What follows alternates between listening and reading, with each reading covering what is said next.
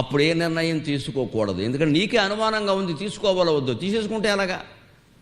కాసేపు ఆలోచించాక స్థిరమయ్యాక అవసరమైతే భార్యతోనో భర్తతోనో బాగా దగ్గర వాళ్ళతోనో గురువు లాంటి వాడితోనో తండ్రి లాంటి వాడితోనో ఆలోచించాక బుద్ధిలో తప్పదు, ఈ పరిస్థితుల్లో ఇదే నిర్ణయం. అది నిశ్చయాత్మిక బుద్ధికి తీసుకోవచ్చు.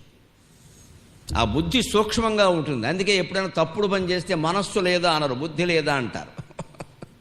వాడుక తెలుగులో వాడుక గమనిస్తే బోడు వేదాంతం తెలుస్తుంది. మనస్సు లేదా అనరు. ఏదైనా మమకారం లేకుండా ప్రవర్తించాడు అనుకోండి కఠినంగా, మనస్సు లేదా మానవత్వం లేదా అంటారు. కానీ తప్పుడు పని చేసాడు అనుకోండి బుద్ధి లేదా అంటారు.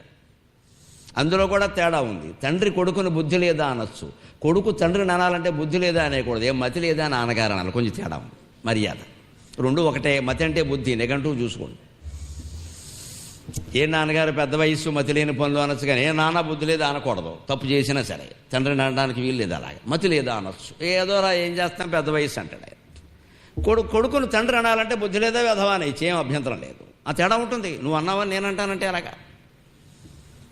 అందుకని ఈ చిన్న తేడా తెలుసుకోవాలి. మనం ఎప్పుడు ఆలోచనల విషయంలో సంక్షోభంలో ఉన్నప్పుడు అవునా కాదా అని ఆలోచిస్తున్నప్పుడు నిర్ణయాలు తీసుకోకూడదు. ప్రశాంతంగా పడుకోవడం మంచిది. పొద్దున్న లేచాక 4 5 లేచి కాస్త కాఫీ తాగేసి కూర్చుని కాస్త చల్లగాలి వేసే చోట కూర్చుంటే మంచి నిర్ణయాలు తీసుకునే అవకాశం ఉంది. అప్పుడు బుద్ధి పనిచేస్తుంది, బాగా పనిచేస్తుంది. అందులో సూర్యకిరణం కాస్త పడితే ఇంకాస్త బాగా పనిచేస్తుంది. ఆదిత్యుడు బుద్ధిని ప్రచోదనం చేస్తాడు ఇప్పుడు కూడా. ఆదిత్య హృదయం సంపూర్ణంగా వినాలంటే ఆ మధ్య నేను విశాఖపట్నంలో జూన్ నెలలో చెప్పాను. 3 రోజుల పాటు 31 శ్లోకాలు పూర్తిగా వైజ్ఞానికమైన వ్యాఖ్యతో చెప్పాను. అది శ్రీ గరికపాటి నరసింహరావు అఫీషియల్ అనే యూట్యూబ్ ఛానల్లో ఉంది, చూడండి. మొత్తం 3 రెళ్ళు 6 గంటలో 7 గంటలో ఉంది ఆ ప్రసంగం. పూర్తిగా 31 శ్లోకాలు. ఆదిత్య హృదయం బుద్ధిని ప్రచోదింపజేశాడు. ధియోయోన ప్రచోదయాతు, గాయత్రి మంత్రంలో ఉన్నమాటే ధియోయోన ప్రచోదయాతు. మా బుద్ధులను ఏ భగవానుడు ప్రేరేపిస్తున్నాడో ఆ భగవానుడికి నమస్కారం అన్నారు. అంచేతన అటువంటి సమయంలో నిర్ణయాలు బాగా జరుగుతాయి. ఎందుకని బుద్ధింతు సారథం విద్ధి అంటోంది కఠోపనిషత్తు. ఇక్కడ మనస్సును సారథిగా చేసుకోవచ్చు. మనస్సు ప్రయోజనం వేరే ఉంది. అందుకే చివరిలో చెబుతున్నాడు, మన ప్రగ్రహయే వచ. మనస్సు అనే పగ్గాన్ని ఆశ్రయించమన్నాడు. మనస్సు పగ్గం లాంటిది. అంటే ఆలోచనలు వస్తున్నా సరే ఆలోచనతోనే పగ్గం వేయచ్చు. ఆలోచనతో ఆపవచ్చా? కష్టమే, కానీ ఆపవచ్చు.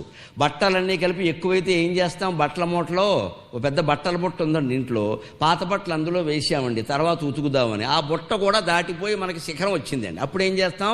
అందులో ఓ పెద్ద చీర తీసి లేకపోతే పెద్ద పంచె తీసి అందులో చిన్న బట్టలన్నీ వేసి మూట కట్టి దాన్ని పక్కన పెడతాం కదా. పాత బట్టలన్నీ కలిపి ఒక పెద్ద బట్టలో మూట కట్టినట్టే పనికిమాలిన ఆలోచనలన్నీ కలిపి కేశవ నారాయణ మాధవ గోవింద అనే గొప్ప ఆలోచనలో మూట కట్టచ్చు. ఏమవుతుంది?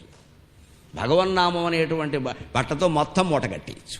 నమ శివాయ నమో నారాయణాయ శ్రీమాత్రే నమః. ఇలా ఏదో ఒక నామాన్ని నమ్ముకుని మీరు ధ్యానం చేస్తూ ఉంటే ఈ పనికిమాలిన ఆలోచనలన్నీ పోతాయి.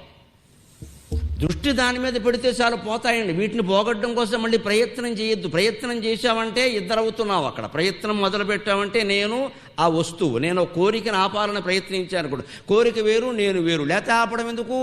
కోరికే నేనైతే ఆపడం ఏమిటండి? నేను వేరు, కోరిక వేరు కాబట్టి ఆపే ప్రయత్నం, అంతే కదా. అంచేది ఆ వేరు అనే భావన లేకుండా నేనే కోరిక అనే భావనతో ఆ కోరికను వదిలేస్తే ఇక దాని గురించి ఆలోచించుకున్నామంటే కోరిక ఉండదు. అదో కోరికని దాన్ని పెంచి పెద్ద చేసేసి ఇంకా చర్చించడం మొదలెట్టామంటే దానికి మొత్తం రావణాసురులాగా 10 తలకాయలు ఏర్పడ్డాయి, 20 చేతులు ఏర్పడ్డాయి. కష్టం. రాముడు రావాల్సిందే, మన వల్ల కాదు. అంటే దాన్ని పెరగనీయకుండా ఏం చేయాలంటే పక్కకి వెళ్ళిపోవడమే, అంతే. నువ్వు ఎన్నిసార్లు వచ్చినా నేను పక్కకి వెళ్ళిపోతా. మన ప్రగ్రహయవచ్చు అంటే మనస్సు అనే పగ్గాన్ని గట్టిగా పట్టుకో అన్నారు. దానికే విష్ణు సహస్రంలో చెబుతారు ఆ పగ్గాలు ఎలా పట్టుకోవాలో. ప్రగ్రహో నిగ్రహో వ్యగ్రహనైక శృంగో గదాగ్రజక. గదాగ్రజుడు పట్టుకున్నట్టు పట్టుకోవాలి. శ్రీకృష్ణుడు అన్నదమ్ములు 3 4 ఉన్నారు. అందులో గదుడు అనేవాడు ఒక్కడు. అందరిలోకి పెద్దవాడు బలరాముడు. బలరాముడు పట్టుకుంటే ఆ పట్టు తిరుగుడు. ఇంకా కృష్ణుడైనా వదిలిపెడతాడు కానీ బలరాముడు వదిలిపెట్టాడు. దుర్యోధనుడితో తేడా వస్తే ఆయన ఎవడు సాంబుడికి పిల్లనివ్వ. నేను సాంబుడు దుర్యోధనుడు కుమార్తె ఇద్దరు ప్రేమించుకున్నారు. ఈ ప్రేమ వివాహాలు అప్పటి నుంచి ఉన్నాయి. ఇప్పుడేం కర్మ. దుర్యోధనుడు కుమార్తె లక్షణ, కృష్ణుడు కుమారుడు సాంబుడు ఇద్దరు లవ్ అఫైర్ సాగించారు. క్షత్రియులు, ఇద్దరు క్షత్రియులే కదా, బంధువులు కూడా, దానికేముంది. అందుకని సరే ఏదో వాళ్ళు ప్రేమించుకున్నారు, ఒకటే కులం కదయ్యా కలిపేద్దాం ఉన్నారు. దానికి దుర్యోధన వారికి ఏమిటా నవఖండ భూమండలాధిప మకుటతట ఘటితమణి గణని ఈ రాజుతో ఇంత పొడుగు చదివి అడిగింది. ఎందుకంటే వాళ్ళు యాదవులు రాజులే అవన మీద. అయితే బంధువులే కదా, వాళ్ళు క్షత్రియులే, యాదవులు క్షత్రియులే, సుక్షత్రియులు. అబ్బాయి కలుపుకుందుకు ఒప్పుకోవాలా. అప్పుడు కృష్ణుడు వెళ్ళి, అబ్బాయి ఇంక చూసుకోరా అబ్బాయి సాంబా, అరే సాంబా పోరా అన్నాడు. వాడు వెళ్ళాడు. అప్పటికి దుర్యోధనుడు సాంబుడికి లొంగుతాడా? బలరాముడికి తెలిసింది. లొంగడని చెప్పి పెద్ద నాగలు పట్టుకుని వెళ్ళి హస్తినాపురాన్ని కింద నుంచి పైకి లేపేశాడు. అది బలరాముడు.